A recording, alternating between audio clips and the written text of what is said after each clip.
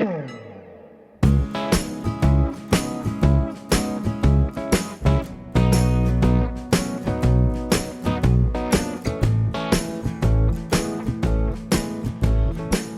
happy 2022. So far I'm not liking it. We've had a rotten winter so far here at our household. We lost my mother, we lost an uncle, we lost a sister-in-law. So it's just been crummy. So I'm now trying to be able to get back to working on some of this stuff. And what I'm working on is the rudder. I have I'll do a quick recap of some of the stuff that I've done to the rudder since I posted the last video on it. It's a lot of the same. I filled in a lot of areas with thickened epoxy, laid down a couple coats of fiberglass to strengthen the edges. I opened up the area that was the bulging area and kind of chiseled out a bunch of stuff and made it a little more flat and fair. So hopefully that's going to be it did come out much better. And then I used what I use Total Boat Total Protect 2-part epoxy primer and barrier coat, and this is what she looks like now.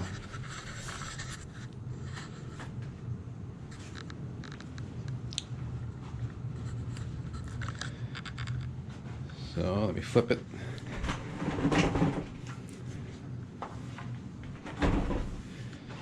Now this is the area where that bulge was, and it's pretty good now. It's pretty flat. I'm not real impressed with this Total Boat barrier coat. It's a pretty thick, heavy, but it's gonna be underwater, so I really don't care. And then this is only because I want to be able to put the VC17 back on the bottom of the boat, which is the bottom paint that is on the boat now, and I'll be putting it back on this, but I didn't want to be putting the bottom paint directly onto the fiberglass that I put down. So that's what the barrier coat is about. This is where I'm at now then. I need to work out how to deal with how this turned out. So this was oblong. This is the shoe that the rudder sits in at the bottom of the boat.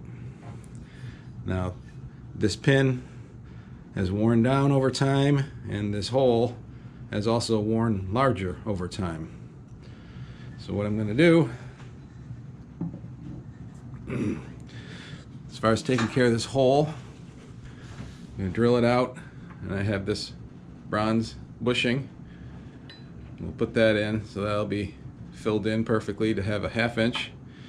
And I have this bronze rod that will fit in there when it's in there. So I need to make this bronze rod into this pin. So how I'm going to do that is use the tap and die setup, put threads on the end of it,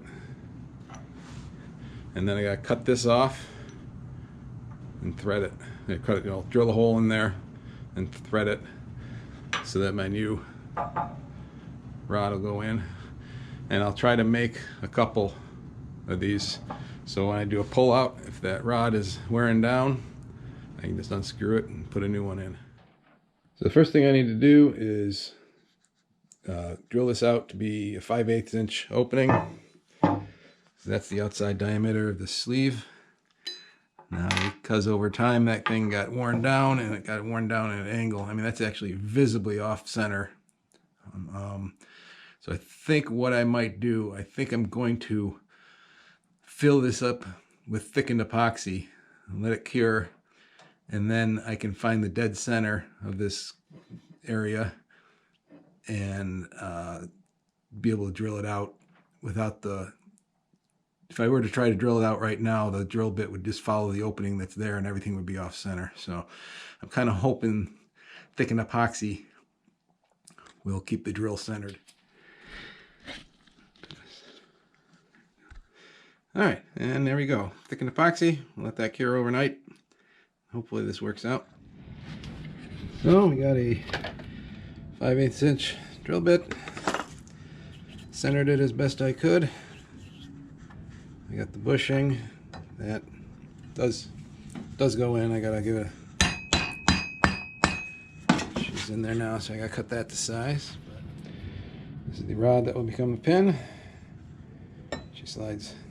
It's a little tight. I might have to do a little sanding on the pin itself, because this is, you know, exactly 1/2 inch, and the hole is exactly 1/2 inch, and we wanted to spin, but we'll give it a try. There we go. Pull that pin off.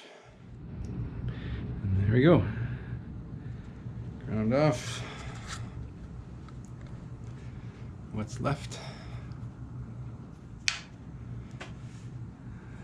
So now I gotta find dead center. And I think for this one I am gonna try to drill this out myself. I think what I'm gonna do, I'm gonna find the dead center, start with a very small bit, drill it out, or drill it in, I don't know how far yet, and then just get progressively bigger. If I start with a small one in the very dead center, I can just build on that going forward. And if it doesn't look like I can keep it straight, then the hole will be small enough and I can just take it somewhere and have some machinist do it for me. So I thought I would share the pain in the ass portion of this stuff. I usually show things when before I do it and then after I do it, and I don't get to see the frustration in the middle of it. I broke off a smaller, a real thin drill bit in there, and now I'm trying to drill it out. It's not going well. I'm just incrementally getting deeper and deeper. I'm this far now. You can see the pencil marks on that. Maybe you can, maybe you can't. It's every, I don't know how long it's taking me to get farther and farther in there. So this is a pain in the ass. Thought I'd share. You're welcome. Well, after many days of drilling, this was a pain in the ass. My advice to anybody else would be go ahead and pay somebody else to do this if you can find a machinist. But I got it done. This is just a test.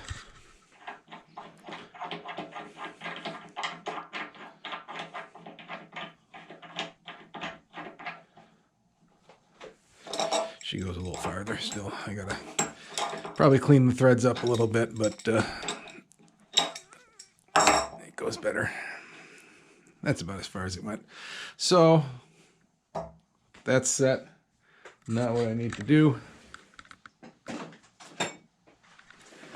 is take this bronze 1/2 inch piece, get some threads on there, and then cut it to size, and we are good to go. All right, so I think I'm going to finish up this rudder as far as the videos go.